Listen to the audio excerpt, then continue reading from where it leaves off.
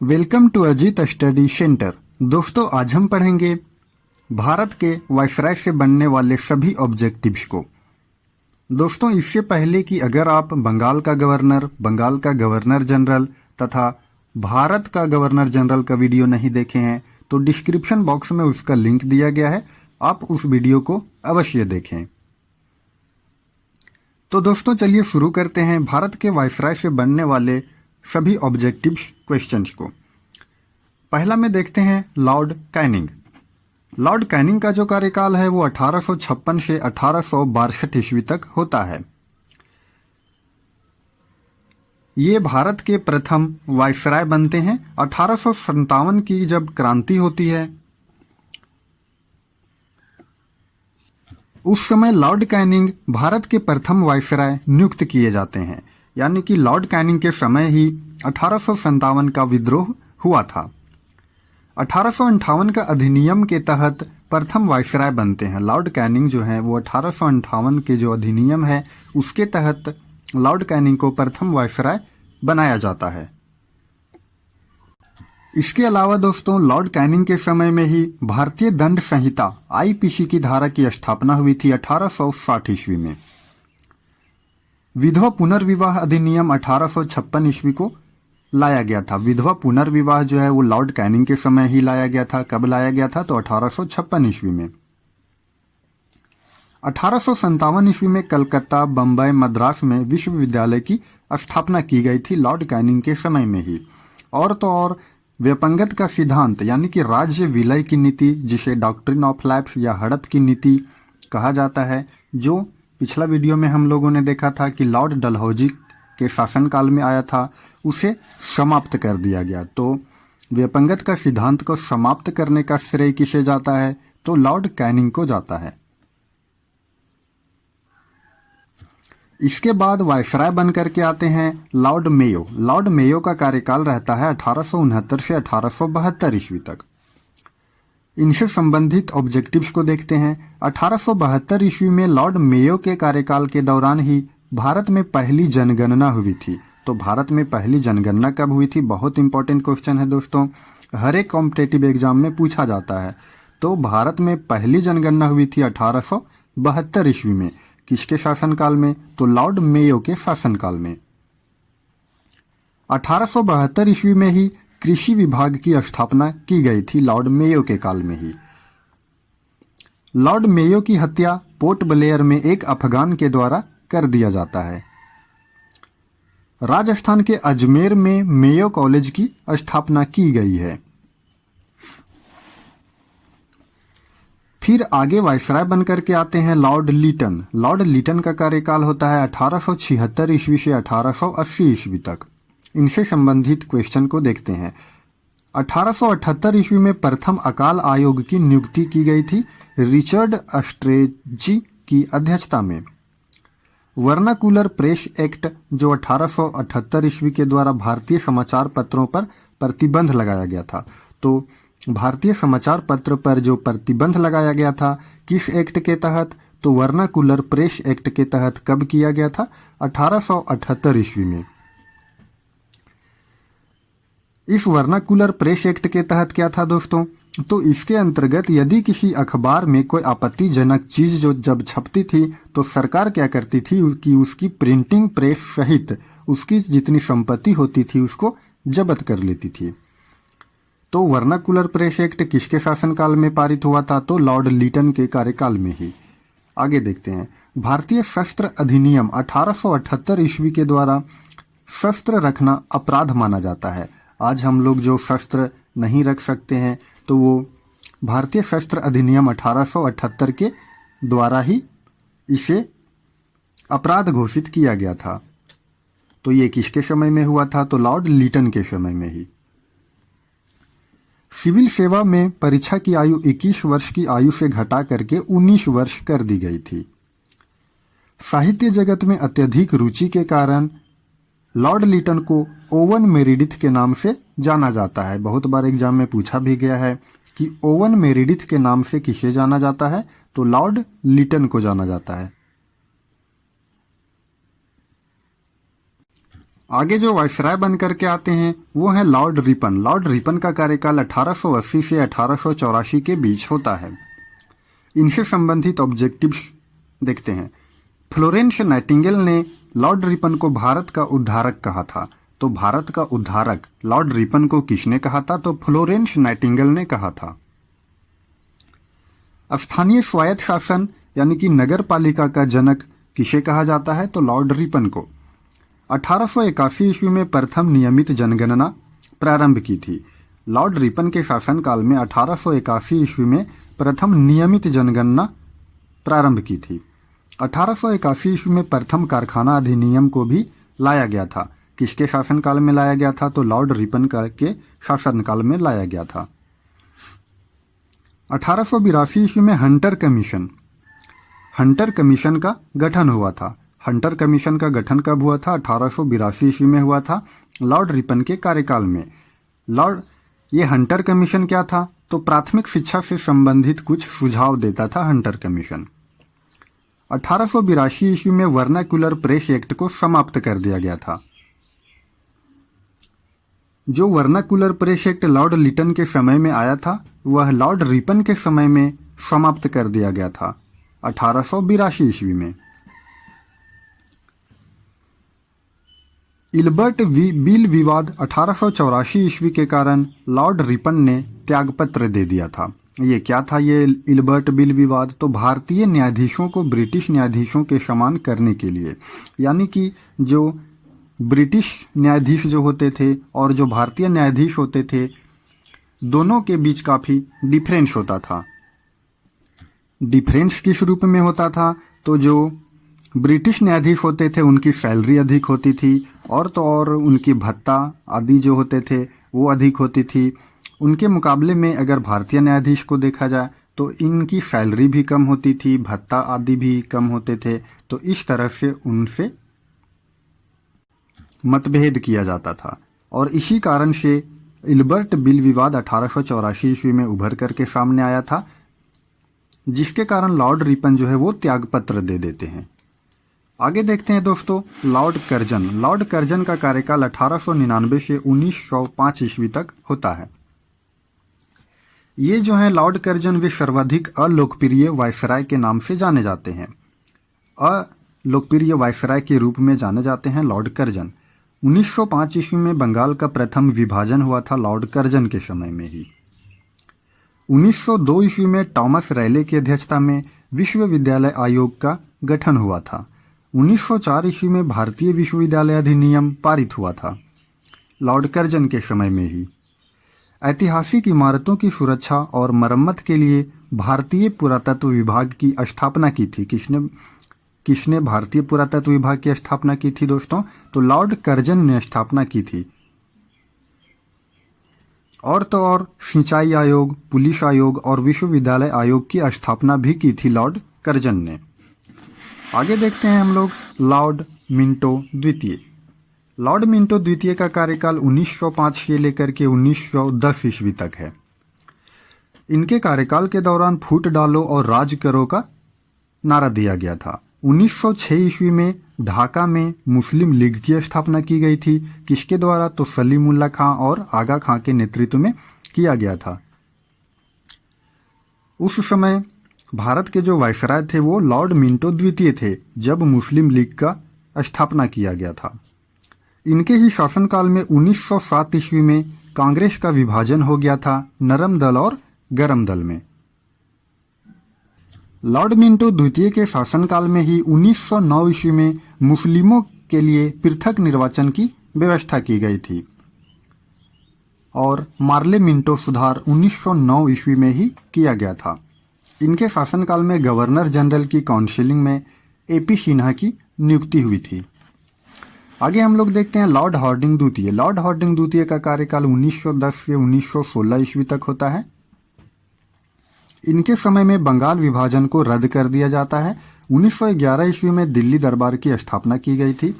1912 ईस्वी में दिल्ली को राजधानी बनाया गया था।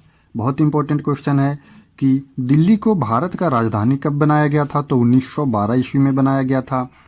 किसके शासनकाल में? तो लॉर्ड हार्डिंग द्वितीय के शासनकाल में।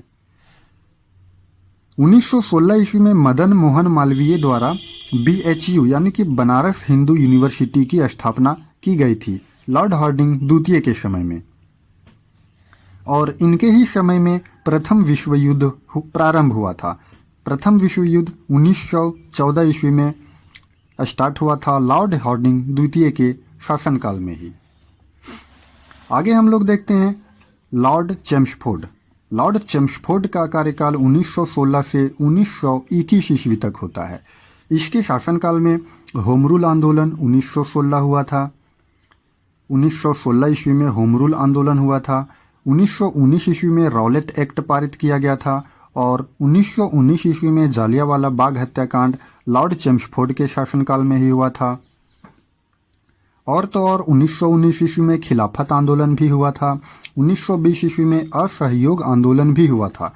तो ये सारे जितने भी आंदोलन या फिर हत्याकांड जो हैं वो लॉर्ड चेम्सफोर्ड के शासनकाल में ही हुआ था, 1916 से लेकर के 1921 के बीच। आगे हम लोग देखते हैं लॉर्ड इरविन। लॉर्ड इरविन का शासनकाल 1926 से लेकर के 1931 तक होता है।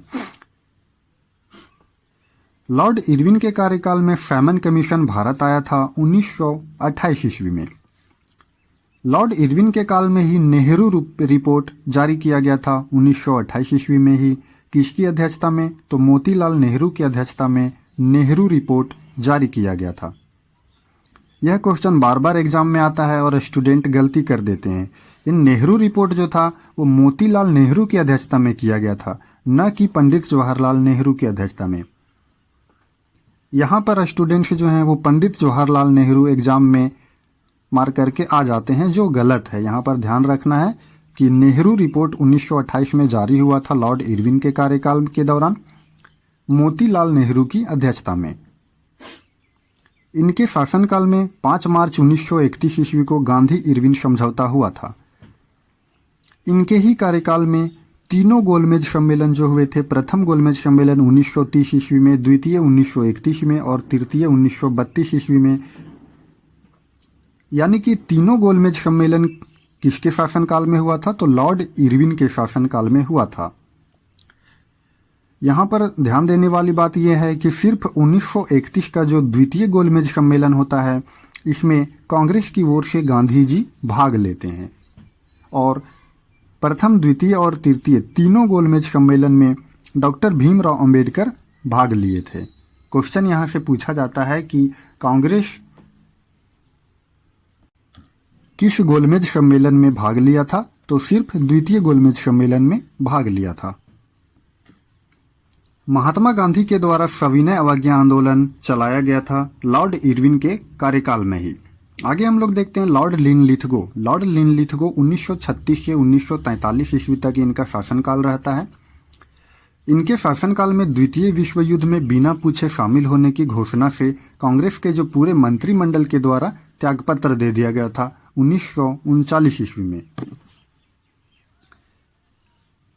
22 दिसंबर 1939 ईस्वी को मुस्लिम लीग ने मुक्ति दिवस मनाया था, और द्वितीय विश्व युद्ध जो 1939 में स्टार्ट हुआ था और 1945 ईस्वी तक चला था, लॉर्ड लिनलिथगो के शासनकाल में ही स्टार्ट हुआ था द्वितीय विश्व युद्ध का। इनके शासनकाल में ही अगस्त प्रस्ताव पारित किया गया था जो 1940 में पारित हुआ था। लॉर्ड लिनलिथगो के काल में ही भारत छोड़ो आंदोलन हुआ था 1942 ईस्वी में। 1940 ईस्वी में ब्रिटेन में विंस्टन चर्चिल प्रधानमंत्री बने थे लॉर्ड लिनलिथगो के कार्यकाल के दौरान ही। क्रिप्स मिशन का आगमन भी हुआ था और पहली बार आम चुनाव भी हुआ था। ये सारे कार्य जो हुए थे वे लॉर्ड लिनलिथगो के शासनकाल के दौरान ही हुआ था। आगे हम लोग देखते हैं दोस्तों लॉर्ड वेवेल। लॉर्ड वेवेल का कार्यकाल 1943 से 1947 ईस्वी तक था। इनके शासनकाल में 1946 ईस्वी में मुंबई में नौसैनिक विद्रोह हुआ था। 16 अगस्त 1946 ईस्वी को मुस्लिम लीग ने सीधी कार्यवाही दिवस मनाया था। संविधान सभा का गठन 9 दिसंबर 1946 ईस्वी को हुआ था लॉर्ड वेवेल के समय। बहुत इंपॉर्टेंट क्वेश्चन है। आगे हम लोग देखते हैं लॉर्ड डफरिन।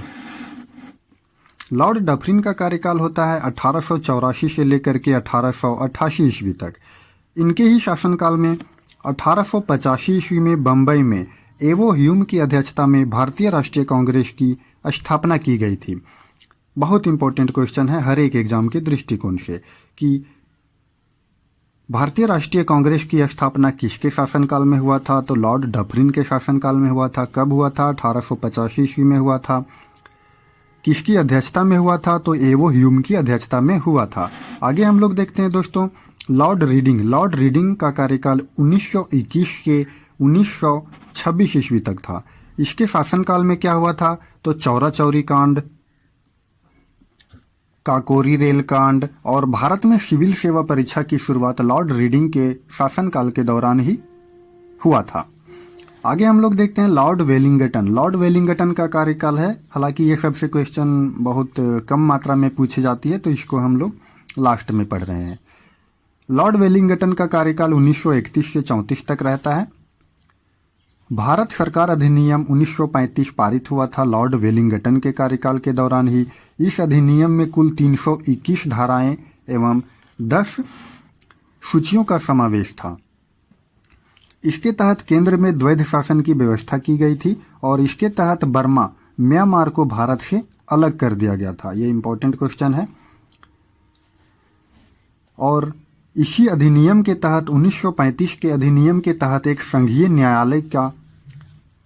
न्यायालय एवं आरबीआई की स्थापना की गई थी। RBI reserve bank of India की स्थापना की गई थी भारत सरकार अधिनियम 1935 के तहत।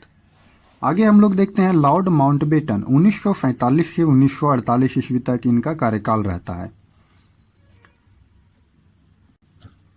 लॉर्ड माउंटबेटन से संबंधित क्वेश्चन देखते हैं तो ये अंतिम गवर्नर जनरल बनते हैं और माउंटबेटन योजना के तहत भारत को स्वतंत्रता मिली थी। स्वतंत्रता के बाद वायसराय के पदवी को समाप्त कर दिया गया और फिर से गवर्नर जनरल का पदवी को अपनाया गया था। यहाँ से एक बहुत इंपॉर्टेंट क्वेश्चन आता है दोस्तों कि भारत के अंतिम गवर्नर जनरल कौन थे? तो लॉर्ड माउंटबेटन थे। लेकिन भारत के जो पहले स्वतंत्र भारत के जो पहले भारतीय और अंतिम गवर्नर जनरल बने वो बने थे कौन? सी राजगोपालाचारी, यानी कि चक्रवर्ती राजगोपालाचारी, जिनका कार्यकाल 1948 ईस्वी से 1950 ईस्वी तक रहता है। तो सी राजगोपालाचारी जो हैं वो स्वतंत्र भारत के पहले भारतीय और अंतिम गवर्नर जनरल थे, जबकि लॉर्ड माउंटबेटन जो हैं वो अंतिम गवर्नर जनरल थे, वो भी ब्रिटिश थे ये।